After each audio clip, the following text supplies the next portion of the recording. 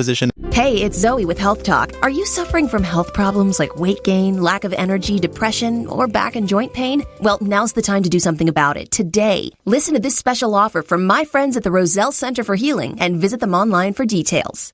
Through January 31st, receive a nutrition consultation, dietary assessment, and body composition analysis for just $49, all valued at $175 for just $49 for a limited time. Visit rosellcare.com for details. That's rosellcare.com.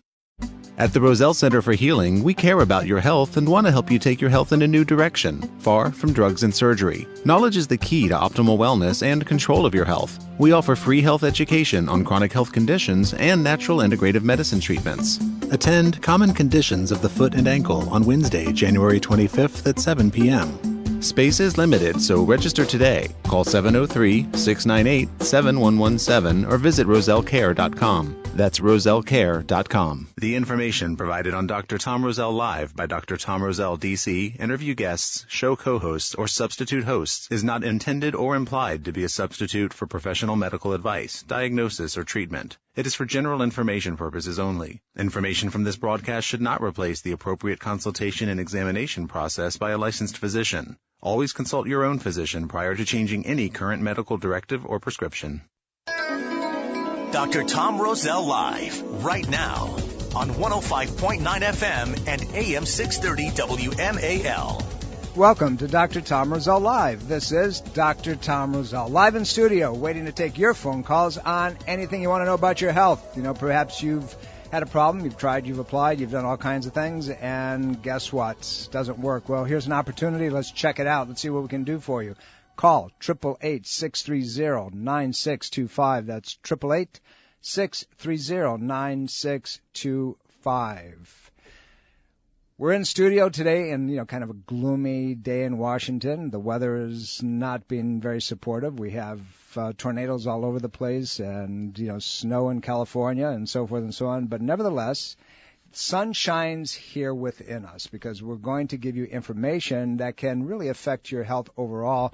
And it's a condition that we have a tendency to isolate, or conditions, if you will, that we kind of compartmentalize, thinking that they're only localized to that area and they don't have an effect. Well, the truth of it is they affect everything from pain all over your body, your hip, your knee, and it gives you headaches. It can give you health problems. It can cause just misery in your life. What are we talking about?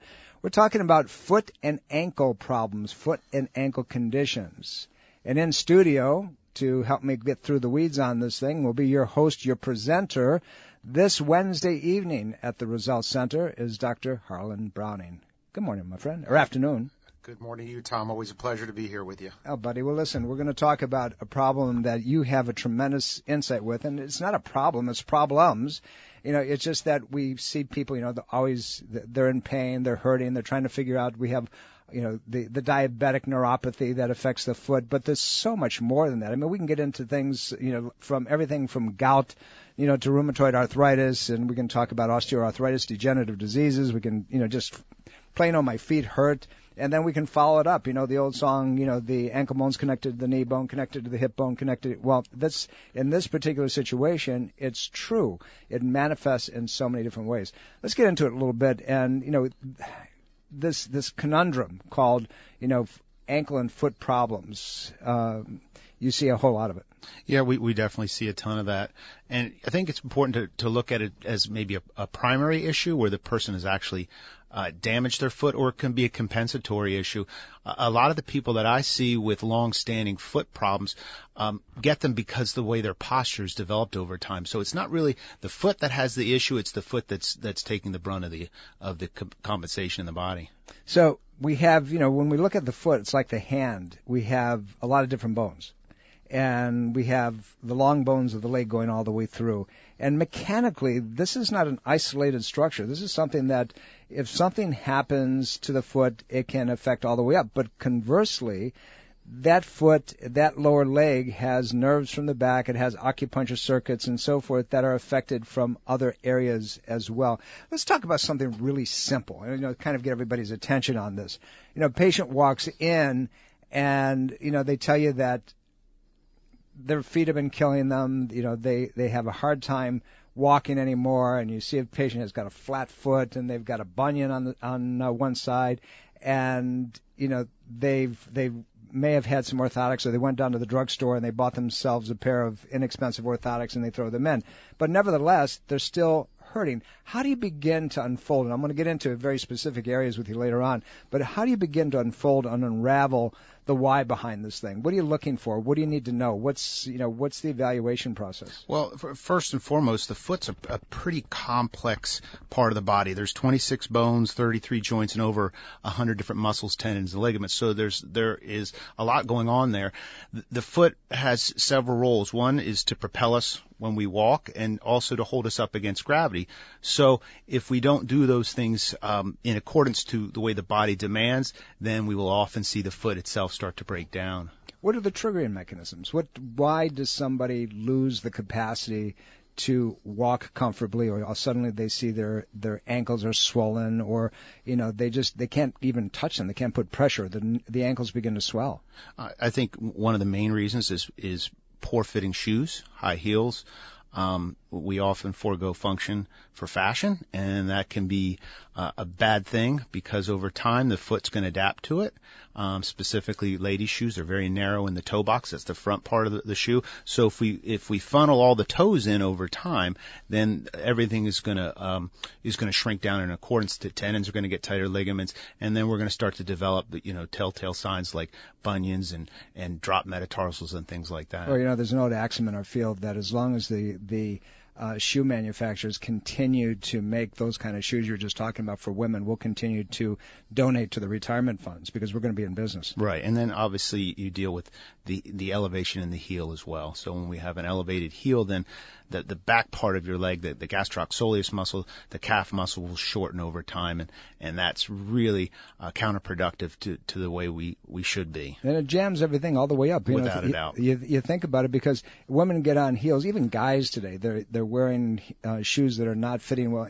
It forces their body forward. You can't walk around kind of bend over at an angle, so you're forcing yourself back up, and you're jamming all the spinal areas, the disc spaces. You're causing the cantilever effect, if you will, the pressure within the pelvis that's held by the legs. You're forcing that forward. Now you've got irritation that's taking place within the joint cavity of the hip, and we see all these things and so a patient walks in, or somebody that's even an athlete, and they have bad fitting shoes. They're not taking care of their body the way they're supposed to.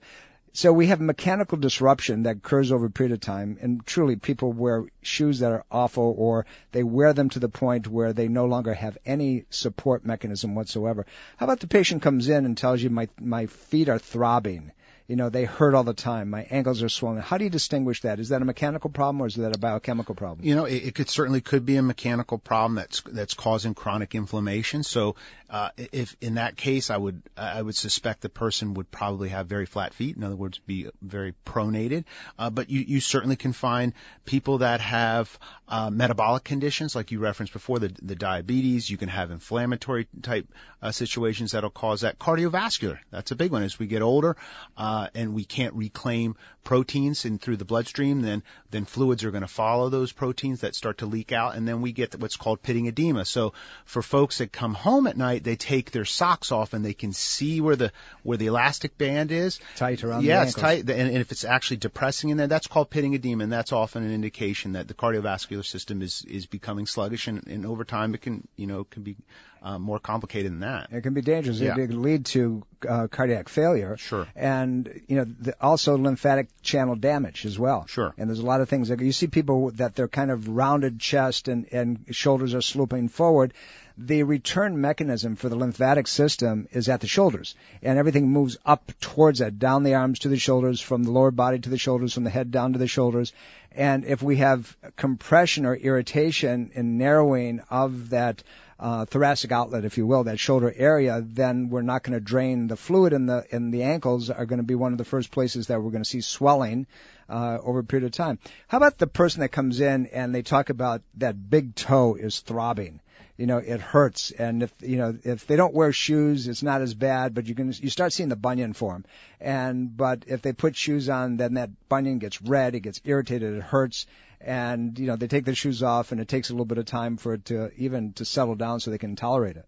Well, anytime you're dealing with a big toe problem like you're describing, it very well could be mechanical. A bunion, we call it hallux valgus. In other words, the toe is being pushed inwards.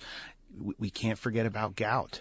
Gout is on the rise. If it wasn't on the rise, we wouldn't see commercials on TV advertising medication for gout. If there wasn't a market for it, it wouldn't be on TV. So I see it more and more. I see a lot of what we call subclinical gout, where a person has elevated uric acid, doesn't really have the classic gout symptoms, the big swollen toe or those types of things, but that's the folks that have kind of global transient pains that come and go depending on their diet.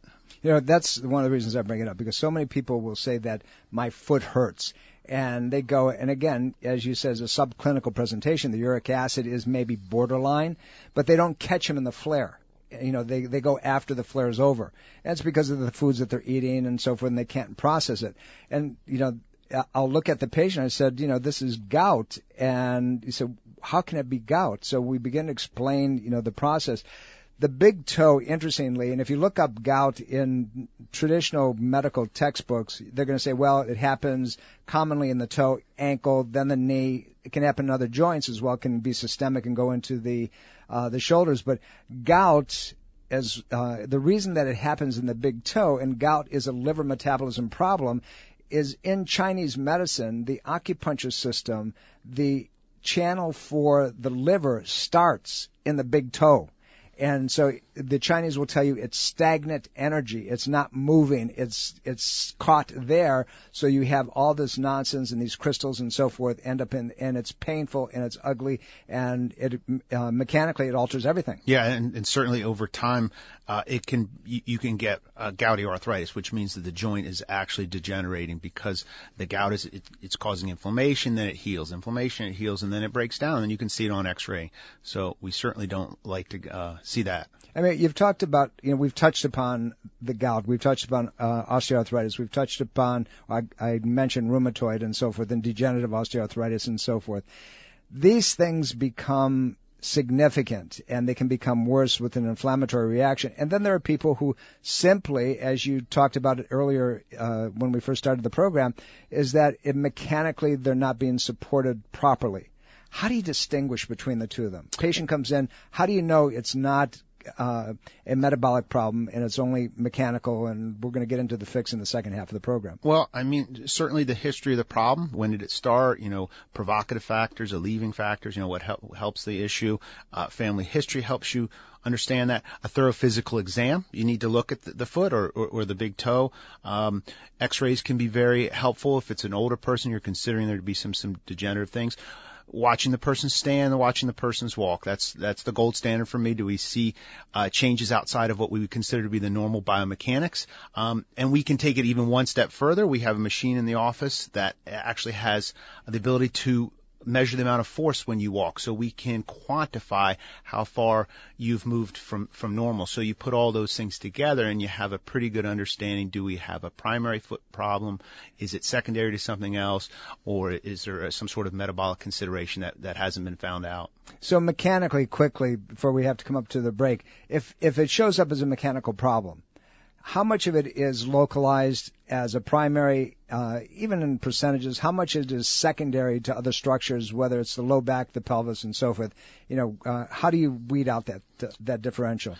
I don't know if I could put a percentage on it, but I can tell you this: if when you look at the person's posture, you see the actual position of the leg being rotated outwards or inwards, you can be pretty sure that the low back, pelvis, and hip are becoming very much involved in the whole situation. So I look at the foot as its ability to hold us upright and certainly have us be able to walk. The foot is unique in when the foot's not touching the ground, it's mobile, but when it hits the ground, it locks and it's very rigid. We're going to talk a little bit more about that mechanical stair step as soon as we come back.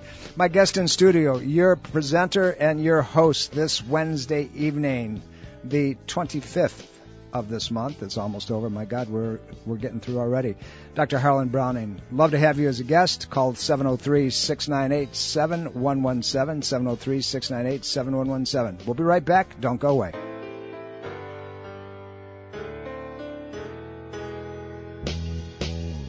Welcome back, everybody. Dr. Tom Roselle here. You're listening to Dr. Tom Roselle live in studio. Call 888-630-9625. 888-630-9625. Love to talk to you on anything that's going on with your health and see if we can put you in a different direction, because I'm sure that, the inability to resolve something is frustrating, but we might be able to put you in a direction that you haven't thought about. In studio, my guest, your presenter this Wednesday evening, Dr. Harlan Browning. We're talking about ankle and foot problems, but they're not isolated to just the ankle and foot. They come from many other places. It can be a metabolic condition. We talked and touched briefly upon, things like gout and degenerative disease and rheumatoid conditions and diabetic neuropathies and so forth. And they all can be dealt with specifically, but nevertheless, you have to understand what the mechanism is. Dr. Browning, welcome again. Let's go through the mechanics. We're talking a little bit about things happening from above down. And, when the mechanism, the low back and the pelvis are not working properly, and then they begin to manifest into the foot. And you said when, somebody walks and their foot is either turned out, everted, you look at the pelvis, or it's inverted as well. And so it tells you that mechanically things are disrupted. So how do you begin to determine, as we both know, it can happen to the muscles of the foot as well. They're weak. They're not supportive. Or it can be hip rotators or low back as well. But nevertheless, for the patient, it's localized to the foot. My ankle is killing me. What do I do about it? Well, you certainly want to look at the foot itself, test those muscles, make sure that they're all firing. The classic pattern is the foot's muscles that are on the outside, the pronae group, are almost always weak. And the ones on the inside are usually a little bit stronger. So it has a tendency to have us in an off balance position to begin with. The calf is a big, strong muscle. And what do we do at the gym? We do things to strengthen it even more when we should, in fact, spend more time stretching it. And don't forget about the muscles of the hip and the pelvis. If we have weakness there, then we're going to compensate by having the leg either turn out or in. So we need to look at the balance between the upper part of the body and the lower part of the body, and think of the foot as somewhere in between, actually. It's important to understand the mechanisms, at least, from my perspective when we deal with patients in the office, because every muscle in the body has a nerve root that goes to it, has an acupuncture system that helps energize it. We can use those, but it also has ligamentous support. It has these tight wrappers of fascia that cross over many bones and sometimes muscle patterns to hold them in place. A lot of people end up with flattening of the arch or flat foot, where they have no integrity because they jumped off of something. An athlete is pushing too hard their foot, and you bring them in and you find that the muscles are firing, but as soon as you put them on their feet, you lose the entire mechanical integrity of that foot, that propulsion. And it's due to the lack of integrity, if you will, of the fascia. How does that happen? Well, if over time the fascia becomes restricted, or we develop adhesions in it from repetitive injuries, or maybe just not being active enough, that the fascia is going to tighten over time, that's going to compromise the ability for all the joints in the foot to move. Now, if one joint in the foot becomes fixated or locked, then guess what happens? The other joints will compensate for that. And as a result, the ligaments that stabilize those other joints will actually become stretched over time. So we see the flat-footed person become more flat-footed, if you will, as time goes by. It's so incredibly important to really be able to differentiate the underlying cause of the problems. You talked a lot about the calf being too tight, people getting in the gym, and they, instead of stretching the calf out, and the quad and the butt and the muscles that are in synergy, if you will, to that, we have a tendency to tighten them. And so it's a chain that kind of self-feeding, and it perpetuates its own problematic situation. But here we are, we're trying to distinguish between metabolic conditions and those things that are mechanically irritating. But for the most of us, what we see is patients' failure to be functional and mobile. And they're wearing things that are deleterious, meaning, as you said, the toe box is too narrow and for some people. Or they also have arches that are not appropriate. They put an arch into something that shouldn't be there. We have a colleague in the International College of Applied Kinesiology that says everybody should be barefooted all the time. And so where's the in-between between that? Should people be barefooted and that's the way they should walk around the house? Or do they need support when they're not dressed up and going someplace? And I think an argument can be made for being barefoot as well as it can be made for wearing shoes. My personal opinion is this. If we're put in shoes, as a child at 1 year old, like little booties, and we wear them throughout the course of our life, there's an adaptation that takes place. Okay, it's like putting a brace on something. As that takes place, then the structures are going to accommodate to it. The heart structures, like the ligaments and the muscles, are going to shorten or tighten accordingly. And then more importantly, the nervous system is going to adapt to that. So you'll hear people talk about the benefits of barefoot running. Well, I agree that there's some benefits for folks that have not been in shoes for the majority of their life. Now, for people like me, if I ran barefoot after about a quarter mile, I would be hating it. I know I could do it in the sand, but that's about it. But you get out, and your foot is designed to be self-propulsion and designed to get all kinds of sensory input. But nevertheless, we're going to talk more about that. We have some of your calls coming in, 888-630-9625. Give us a call. This Wednesday evening, Dr. Harlan Browning will be your host, your presenter at the Roselle Center. Don't go away. We'll be right back. Dr. Tom Roselle Live continues now on 105.9 FM and AM 630 WMAL. Welcome back, everybody. Dr. Tom Roselle here. You're listening to Dr. Tom Roselle live in studio. Call me, 888-630-9625. That's 888-630-9625. My guest, your host this Wednesday evening, Dr. Harlan Browning. We're talking about ankle and foot problems and their manifestation to other problems, whether it's the knee, the hip, migraine headaches, low back pain, doesn't make any difference. It starts with the base, the foundation, your feet, and we have to remember that they're connected to a lot of different things, and we have to weed out whether it's a metabolic problem, things like rheumatoid and gout and degenerative disease that's inflammatory in nature and so forth, or it has to do with something that's just mechanically disruptive that you've messed up over a period of time. Having said that, let's get to some of your calls at 888-630-9625. Alan, thank you for holding on. How can I help you? Yeah, I'm just wondering about advances in Parkinson's disease. You have Parkinson's. I'm sorry? You have Parkinson's disease? Yes. Okay. And what would you like to know? 17 years. Learning about stem cells, research, and antioxidants, the whole gamut, if you will. All right, what I'll do is I'll get into it a little bit with you. Obviously, you have just, auditorily a lot of the symptoms of Parkinson's where the speech is slower in cadence and so forth and more hesitant. That's very typical of that condition.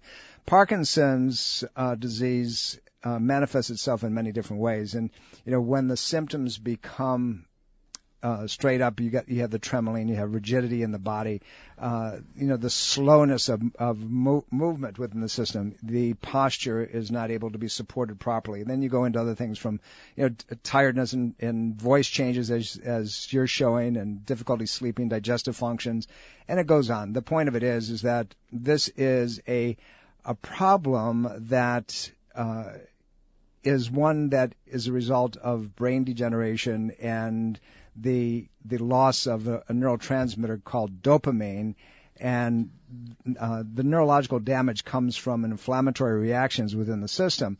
The brain begins to deteriorate, and you end up with all these things. Now, I'm going to touch on some things. This is a problem that Dr. Browning and I probably could sit here and talk about all day long, but I'm going to give you some quick what can you do about it. There's things in a Parkinson's patient, as in many degenerative brain conditions, you want to eliminate grains completely, in my opinion.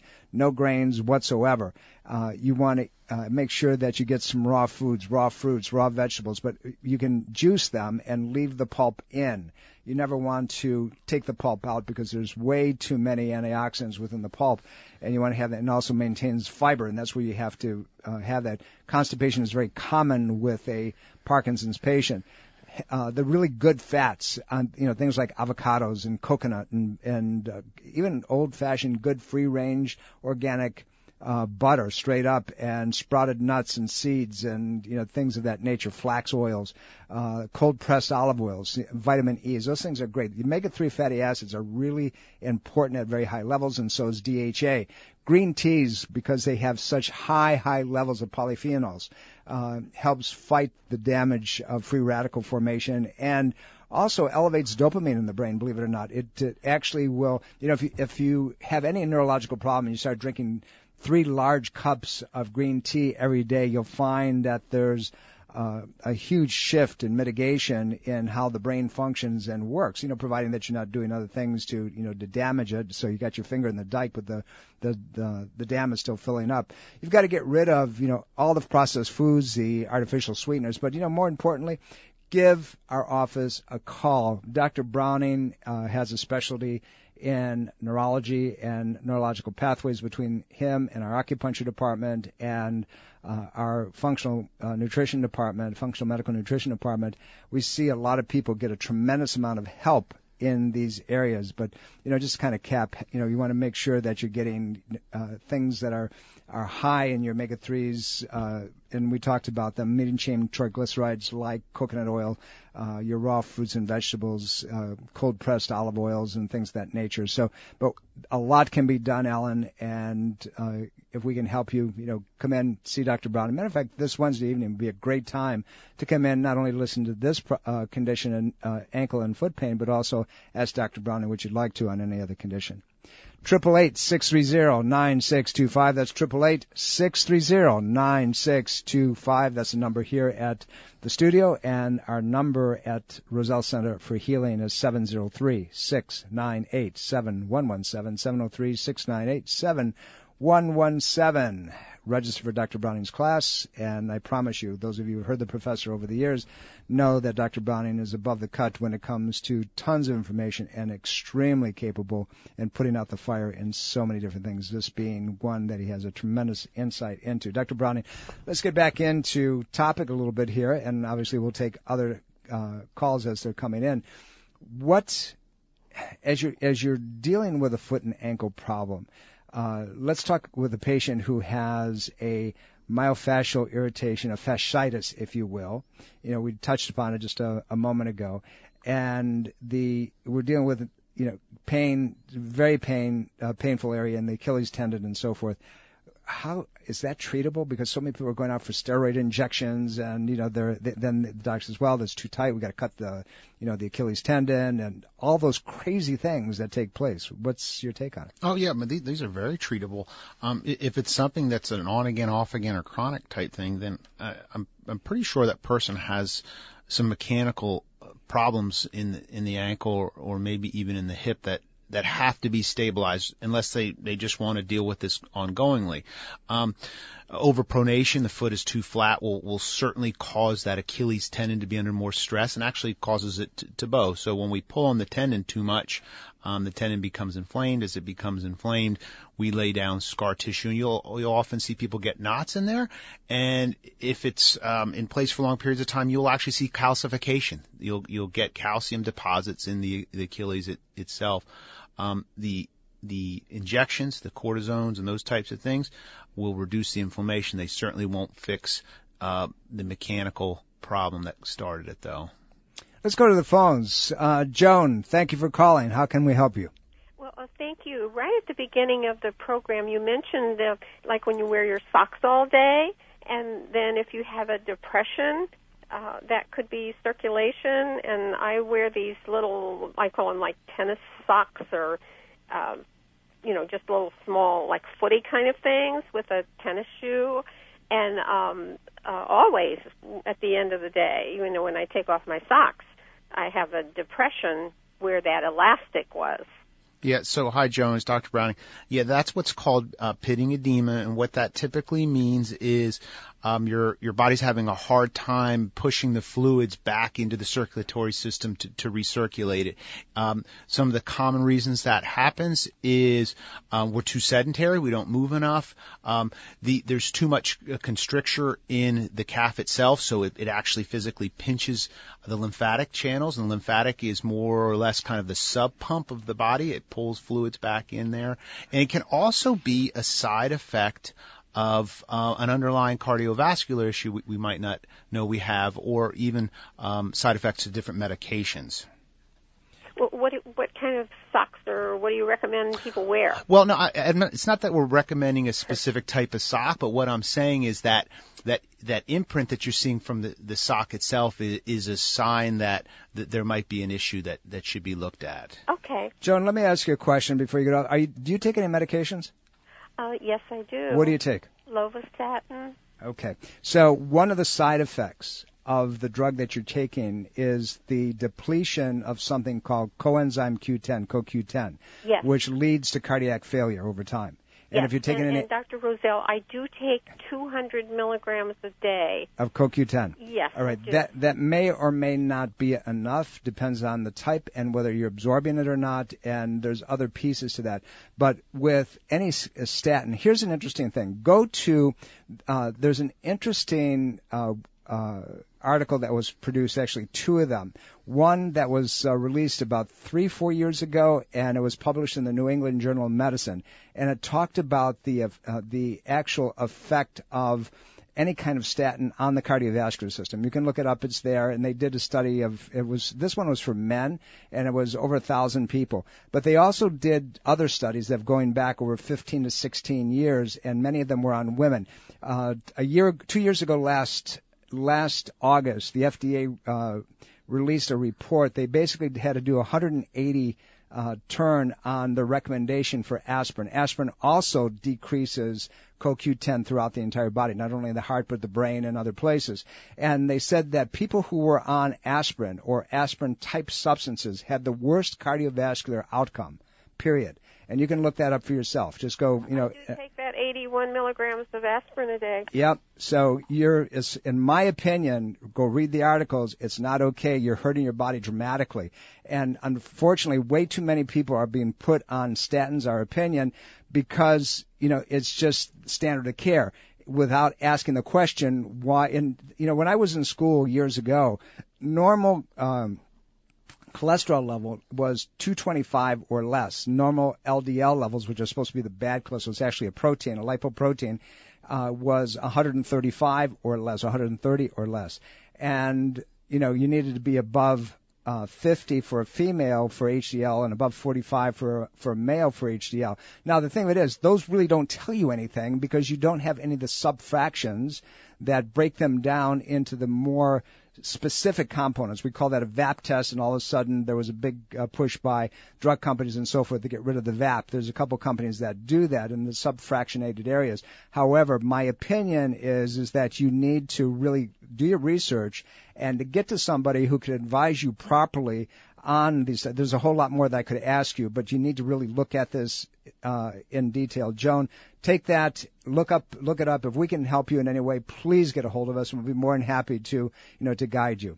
888-630-9625. Bill from Manassas, how can we help you, sir? Hi. I just my doctor just recently recommended that I go on a ketogenic diet, and I just kind of wanted you to weigh in on it. Hey, Bill, was there a specific recommendation on the amount of grams of carbohydrates per day, or was there a framework in which he put you on to call this a ketogenic diet? Yeah, the carbs would be approximately 50 or less a day. Okay, so this is, for lack of a better description, a tried and true diet that's been around since Dr. Atkins started it, and back in the 40s and 50s. The idea is when the body goes into ketosis, we burn an alternative fuel source, being fat, as opposed to using our primary fuel source, which is glycogen. So what happens is we burn this fat, we change the way the machinery runs. It can be effective at quick weight loss. The concern becomes some of the side effects that are involved with it. You become acidic. And my personal concern is how easy is the person going to be able to transition back to a more normal diet afterwards? And I just see people yo-yo. Now, I will say this. I do like the concepts of paleo diet, which is kind of ketogenic. It's very restrictive on grains and sugars and starches and more of your vegetables and meat. So I think there's a happy medium in there. There is, and my opinion is very parallel to what Dr. Browning just told you in simply this. If you cut your carbohydrate levels way too low, you're not going to get the other nutrient bases that you have to have for good health. And ultimately, as Dr. Browning said, and here's the thing that we all have to remember, is the inflammatory levels get way too high in the body. And inflammation is acid, and acid will begin to degenerate. There's ways of sparking the system and getting the body to work, but you need high levels of minerals. That comes from your vegetables, anything that is colorful. Getting rid of the grains is one thing. I eat very few grains, occasionally here and there, but you've got to make sure that you're well balanced and getting all the nutrient bases. With Atkins' old diet, where it was only meat and they took everything away from you, they saw people with a lot of damage to their body, and that's all of a sudden they started shifting. Well, if we give them these nutrients and these supplements, and then they started adding some vegetables back in, that's the way you have to do it. Bill, our office, Sue and Mary Jane can guide you very specifically and get you on track. If there's anything that we can do to help you, give a call, make an appointment, and we'll see what we can do to make that happen. Dr. Browning, we hear that all the time. It's like, just only eat proteins, only eat meats, get rid of the carbohydrates. And, when you drop your carbohydrate count down to 50 grams a day long term, there's a significant amount of damage that can be done. I mean, there certainly can be. Your diet becomes pretty darn restricted if you're down to 50 grams of carbs. That's pretty close to one slice of bread. So, carbs and nothing else. And nothing else. Carbohydrates can be good in moderation. I'm not much as zealot as you would be on that side, but I think if a person can incorporate more of the vegetables than the meats, then we'd be in a better place. Now, when we think about the original way that the Atkins diet was set up, I have the book at home. I'll have to knock the dust off it. He was talking about using mayonnaise like it's going out of style, right, and cheese, and which is probably tasty for 2 days, and then fats and proteins, and that was it. Yeah, it's probably pretty bad. Not a good. We're coming up to a break. I'm going to take a real quick one, and then we may hold her over. There's tons of you calling. You're supposed to do this early in the program. Natasha, how can we help you? Hi, good afternoon. You mentioned earlier about having adhesions in your foot, because I have a flat foot that occurred as a result of running track in high school. And so I want to know can you restore that functionality in the arch back of the foot? So, Natasha, hang on. We got to come up to the break. Don't hang up. I'm going to take your call as soon as we come back, and we're going to talk about those flat feet and, what you did and how they can be fixed, because they most certainly can be fixed. You're listening to Dr. Tom Roselle Live. We'll be right back. Don't go away. 105.9 FM and AM 630 WMAL. Welcome back, everybody. Dr. Tom Roselle here. Listen to Dr. Tom Roselle live in studio. My guest, Dr. Harlan Browning, your presenter this Wednesday evening, 7 p.m. at the Roselle Center for Healing, talking about all those things that affect your ankle and your foot, whether they're metabolic or whether they're straight up structural. We're here every Sunday, same time, same old place, 12 noon on the Eastern Seaboard. You know where you're listening from, so do the math. You can figure it out. Some of you on the West Coast, some of you in the middle of the country.